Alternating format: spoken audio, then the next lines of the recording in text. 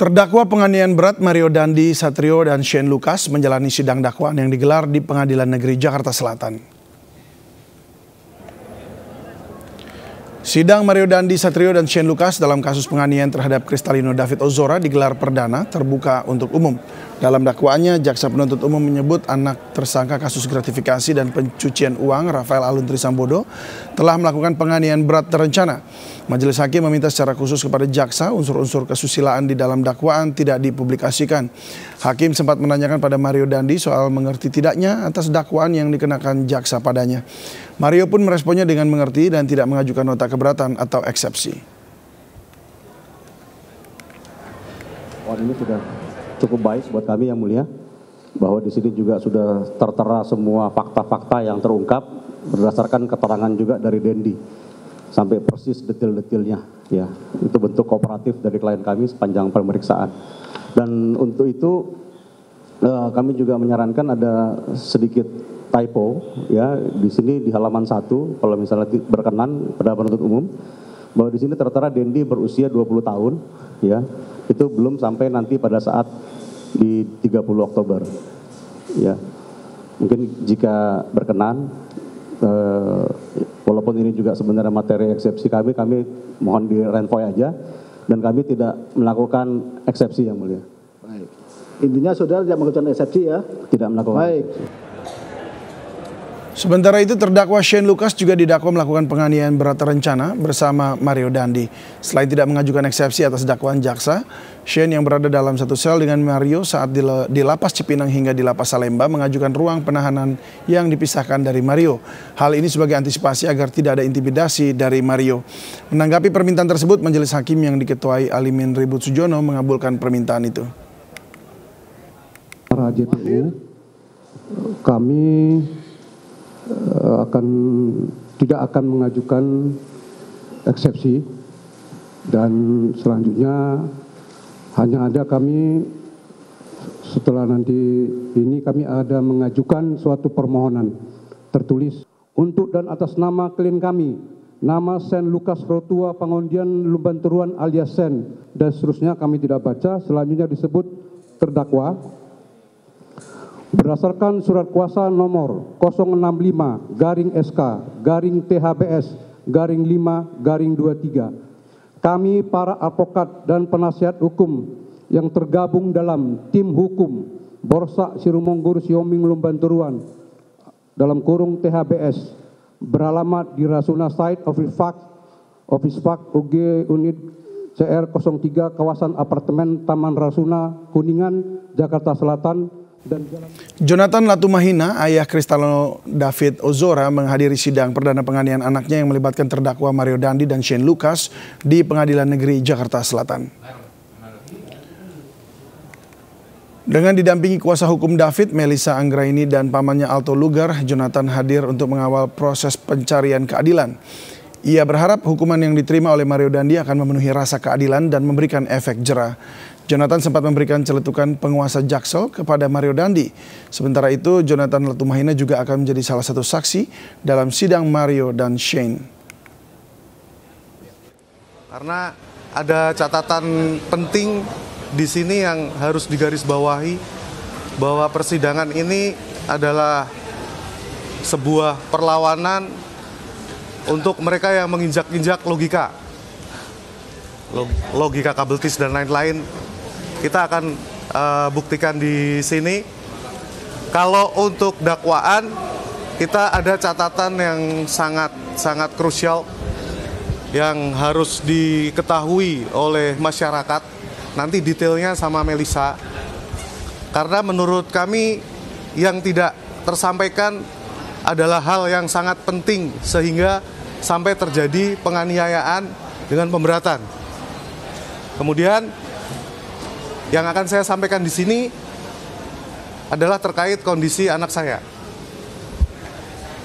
Yang kemarin sempat ada ahli hukum menyampaikan bahwa kondisi Untuk mengulas jalannya sidang dakwaan penganiayaan berat terencana dengan terdakwa Mario Dandi dan Shane Lucas terhadap David Ozora, kami sudah bersama kuasa hukum korban Muhammad Hamzah dan pakar hukum pidana Jamin Ginting. Selamat sore Bang Hamzah dan Bang Jamin.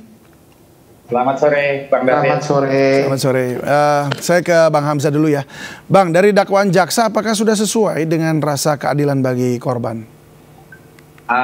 Baik, terima kasih. Untuk dakwaan jaksa tadi siang, dari pagi sampai siang hari yang kita saksikan bersama, itu sudah sesuai. Dan itulah yang paling penting, karena kan pasal 353 dan 355 nih, yang ancamannya berat, bukan penganiayaan ringan, tetapi penganiayaan berat yang direncanakan. Sudah sesuai, Pak. Baik. Jadi artinya keluarga menerima semua ini ya dari dakwaan jaksa ya? Iya. Baik. Tapi kan itu bukannya dalam artian yang kita harapkan nanti saat tuntutan, setelah semua proses persidangan dijalani. Iya. Apa endingnya? Ya betul. Artinya bahwa yang dibacakan sekarang ini sudah sesuai begitu ya dengan yang diharapkan. Semoga nanti tuntutannya juga seperti yang diharapkan. Nah, lalu tuntutannya seperti apa yang diharapkan? Ya, kalau tuntutan ya kita kalau melihat korban yang sedemikian rupa, kita harap JPU nanti menuntut dengan ancaman yang maksimal. Itu. Ancaman maksimalnya seperti apa? Ancaman maksimal di pasal tersebut kan 12 tahun. 12 tahun ya. Baik, itu saja yang maksimal. Baik, kalau tadi kalau nggak salah dari pengacara Mario Dandi mengaku bahwa kliennya ini tidak melakukan perencanaan, jadi melainkan spontan. Ini tanggapan mereka atas dakwaan jaksa. Menurut Anda bagaimana? Ya, itu sah-sah saja dilakukan. Tapi kan fakta yang ada di rekaman WhatsApp mereka, antar mereka bertiga, itu kan dapat kita temukan, penyidik atau JPU nanti atau fakta di persidangan nanti dapat menemukan suatu fakta ini direncanakan atau tidak. Baik, saya ke Bang Jamin. Bang Jamin, menurut Anda bagaimana? Apakah dakwaan dengan pasal berlapis ini sudah tepat diberikan kepada Mario Dandi dan Shane Lucas? Ya, begini ya. Jadi cara pandang saya ini, pertama yang dipidana itu adalah anak yang berhubungan dengan hukum ya, kita ketahui ya, dan sudah dipidana dengan pasal 353. Dan kondisi pada saat itu memang kondisi di mana korban itu memang secara perbuatan material berada dalam keadaan koma, kalau nggak tahu pada saat itu ya. Nah, keadaan sekarang ini berbeda. Dia kenakan pasal 353 dan 355 itu harus melihat suatu akibat dari suatu perbuatan. Nah, kan banyak pertanyaan begini. Pada saya juga tanyakan, kapan akibat dari suatu perbuatan itu dihitung? Apakah pada saat dia melakukan perbuatan pidana? Apakah pada saat proses dakwaan ataupun proses persidangan itu terjadi? Saya ambil contoh begini. Orang melakukan tindak pidana pembunuhan. Ya tentu orangnya mati baru bisa dikategorikan sebagai pembunuhan. Tapi kalau orangnya nggak mati, masih dirawat rumah sakit, koma, dan tiba-tiba hidup kembali, itu tidak bisa dikatakan pembunuhan, tapi penganiayaan yang mengakibatkan cacat tetap ya, kalau dia benar-benar cacat ya, atau luka. Walaupun gitu. motifnya adalah mau dibunuh dan itu pun secara terencana begitu. Motif seperti itu nggak menjadi suatu alasan dalam perbuatan suatu tindak pidana material. Ini kategorinya tindak pidana material dari akibat perbuatan dipidana, bukan formil. Kalau formil kan perbuatannya. Jadi apa akibatnya itulah yang mengarah kepada pembidanaannya begitu. Jadi kalau nanti dia sehat gitu ya, nanti dia dipidana apakah dia cacat atau sehat. Nah, sehat dipidana itu lebih mengarah tindak pidana yang mengakibatkan orang lain luka ataupun cacat tetap begitu ya, atau mengakibatkan kematian kalau dia mati. Karena ini kan nggak mati. Nah, jadi nanti ini ya hakim jaksa ini akan ada perlawanan yang cukup sedikit menurut saya dari PH. Cuma dari awal kelihatannya PH-nya juga agak kelihatan dalam tanda petik ya udahlah begitu, karena nggak ngajuin eksepsi. Nah ini juga saya nggak tahu apa yang menjadi dasar alasan. Biasanya kan kalau orang yang berjuang untuk itu dia selalu melakukan eksepsi. Nah ini kan tidak eksepsi. Apakah sudah nyerah atau seperti apa, itu yang mungkin agak berbeda ya. Kenapa seperti itu? Tapi menurut saya secara aturan hukum formil dalam konteks pemidanaan, kalau dia pidana material akibat dari suatu perbuatan yang dipidana begitu. Baik, jadi menurut Anda nanti pada saat tuntutan pun masih bisa lebih ringan dari yang maksimal 12 tahun begitu ya?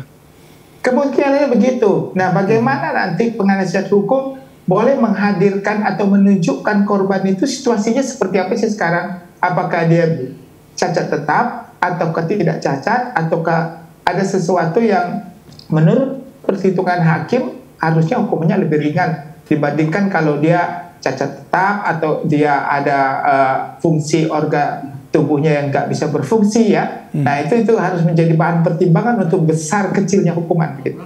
Oke, saya kembali ke Bang Hamzah. Gimana Bang Hamzah? Bagaimana kondisi David Ozora sekarang ini?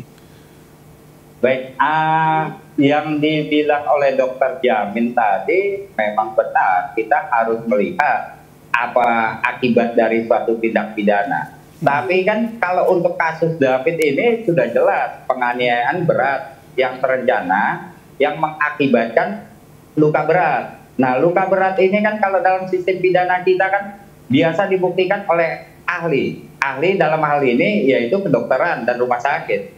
Nah, terkait kondisi David saat ini belum pulih. Dia kalau maaf ya, tanda kutip kalau kita bilang bisa dibilang ya David ini menderita cacat tetap.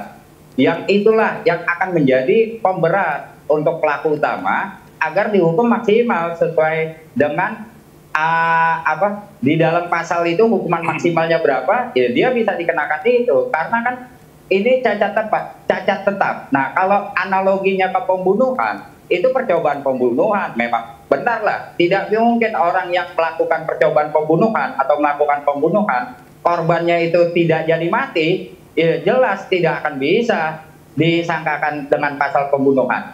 Tapi kalau untuk pasal penganiayaan berat, nah balik lagi untuk pasal penganiayaan berat itu kan hasil dari peristiwa pidana penganiayaan itulah yang menjadi titik berat.